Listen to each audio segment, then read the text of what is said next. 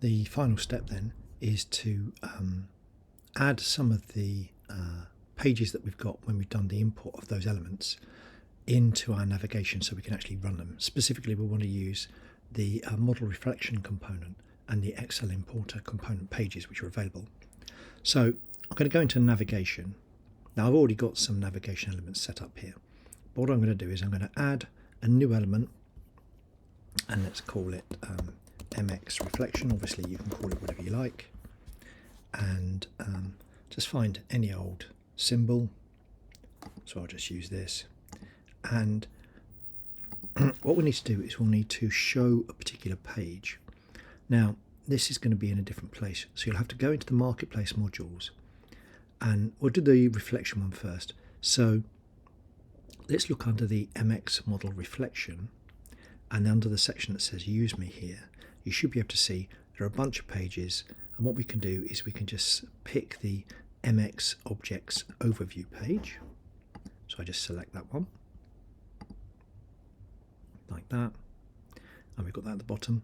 Now we'll do the same thing, but we'll do it and now for the Excel import. So I'm going to pick something like a document or a page or something. That'll do. And again, we're going to show a page inside the marketplace modules. This is going to be inside the Excel importer bit, inside the bit that says use me. And again, I'm just going to pick the overview page like that. Excel import overview, click select, click OK, save everything, and that should be all the configuration in place. Let's just check the Excel spreadsheet. Now I've got it here, and we can just check to see that the employee that we have as an entity, we've got emp number, which is an integer, ename, which is a string. Now job is an interesting one because that's obviously a text column in the spreadsheet, but here we have an enumeration. I'll come back to that in a moment because I think we're going to have to deal with that. We've got manager, which is an integer, hire date, date and time, and sal, and then com. But this job column is interesting because in our raw spreadsheet, that's a string, but inside our app, it's an enumeration. In fact, I think we've got it over here if I open it up. I think it's called jobs, isn't it? There it is. Admin, sales manager, analyst, president. So the values are the same, but we've saved it as an enumeration. Now, I've left this in because if you have something similar, what you have to do is you have to build a tiny little microflow to basically run during the import. And what that little microflow will do is it'll run a little test, and it'll see what the string is that's coming in, and it'll basically transform it into one of the values for the enumeration. So we'll have to do that.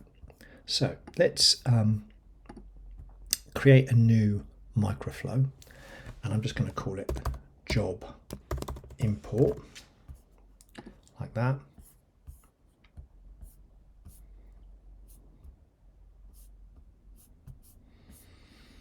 And we're going to need to add to sort of suggest that there's a value coming in, and the way that we're going to do that is to add a parameter.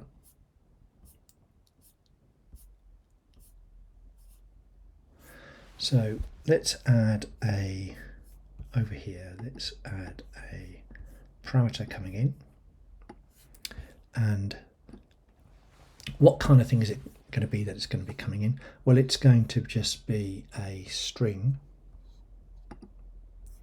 and we can just call it, you can call it whatever you like, let's call it unformatted. I'll use the name unformatted because that's similar to the language that's used in the guide on the Mendix site.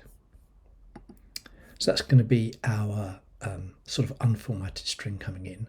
And what we'll need to do is we'll need to set what's going to come out. Now, the way that we're going to do that is I'm going to tap on here, and I'm going to open it up, and in the microflow return value bit, we're going to write a little statement that's basically going to take the unformatted string and convert it into something that can pass out. So we're going to go if, and if I go dollar, so you can see unformatted. So if unformatted equals, and it's a string, so it's going to have a value. So let's have a quick look at the values that it can take. For example, we could take the value admin. So we can go admin like that. Then, and we can go my first module.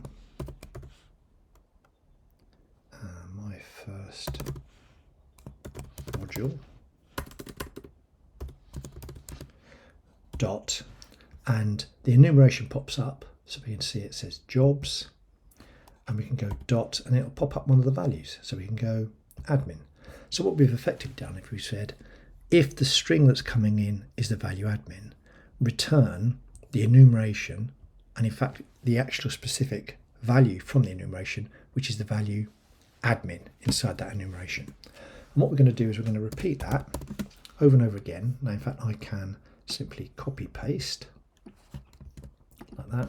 So we can say if unformatted equals, and if we bring that up, you can see the next one, sales.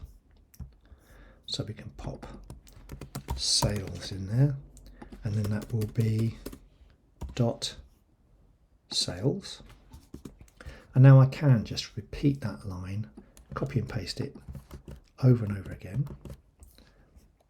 So we've got if it's, and then the next one is manager. And we can just go dot manager, and then we have president. So I can just tap president, and I think there's one more, admin, sales manager, president. What's the final one? Analyst. We've got analyst. No, we haven't got analyst. There we go. So we go analyst like that, and then now in fact actually we know that there are only 5 here, so in reality we could do that analyst. But the truth is that actually we don't need to do this test, because we know that if it isn't any of the other 4 values, then it has to be analyst, like that. And we just set our return type, and our return type is going to be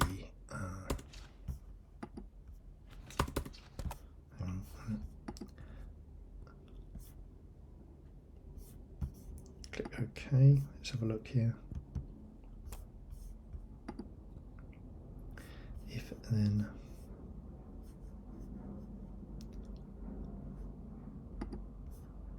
yep.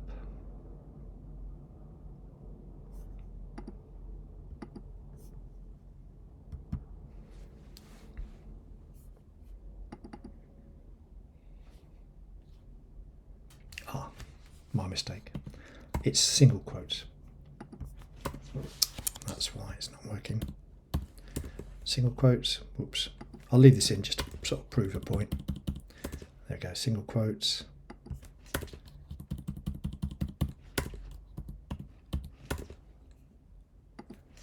There we go. And now I can set the type, return type, to be the enumeration. There we go. Yeah, watch out for the double quotes, watch out for the single quotes. I should have realised it wasn't working because the colour encoding of the script wasn't right. There we go, that's better. Okay, so now click OK, and it's going to take in a string and it's going to pass out the enumeration. So I'll save that. So now we can actually run the app and move on to the next part. So all my configuration is set up. Let's actually move on to actually trying to use these components to actually import some information. So there's going to be 3 effective parts to this when I'm running the app. The first bit I'll do is I'll go into the reflection part so that the app has access to the names of the entities and the attributes inside the entities itself. Then I'll set up the Excel import template, and then I'll actually use that Excel import template to actually import some data. So let's run the app.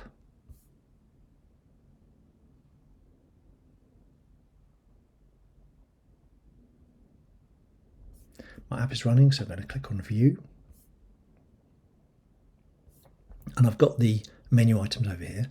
So the first one is I use the MX reflection bit, and I find the entry for my first module. Now if it's not selected, I select it and then click refresh. Give it a second, and then just check the actual entity that we're looking at. Just have a quick peek just to make sure the fields look sensible and they are the right type. So that looks fine. So now I can go back to home and go into the Excel import bit. Now there are two ways of doing this. You can do it manually, but if you're careful and if your configuration inside your Excel file matches the entity, then you can use the new template from Excel file. So I'll use that. I'm going to select the Excel file, which I have here called emp, and its data is on the first sheet. It's got a header row, and I'm going to import data from the second row along.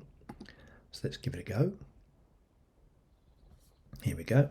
So it's created the template as best it can, but obviously I need to do a little bit of fiddling around here. So first of all, I'm going to call it something. So I'm going to call it Excel import, like that. And what object is this data going to import into inside Mendix? So I'm just going to tap on here, and I'm going to say it's going to import into the employee object. There we go. And now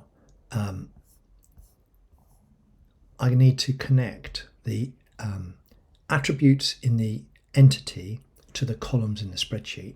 Because I've used the same names, hopefully if I tap on connect matching attributes,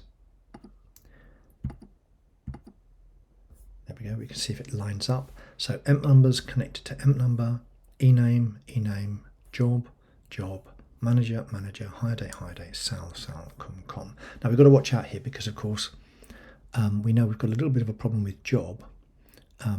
So let's open that one up. And what we can actually do, you can see here it says parse with, and what we can do is we can say that we want it to actually parse it with this microflow here. So I can simply select that. The only other thing I need to do is to make sure that we've got a key field set. So I'm going to go into emp number, and I'm just going to say that that's a key field. Save it. And I think, quick check. Yeah, let's save that. Okay, so I've saved my import and let's use it. So I'm going to go into import files. I'm going to create a new import process. So my template is going to be my Excel import template, and my file is going to be that emp file that I've got. Click on save. Okay, so I'll highlight it and let's give it a go and see what happens. I'm going to tap on import file. It says 20 records have been imported. So let's go over here now, and we can see, let's open one up. There we go, burn sales. So it's converted the job, the correct enumeration, and the values have come through, and we can see that's working fine. Let's have a look at someone else. Load more, come down here, Reese, and there we go. Perfect.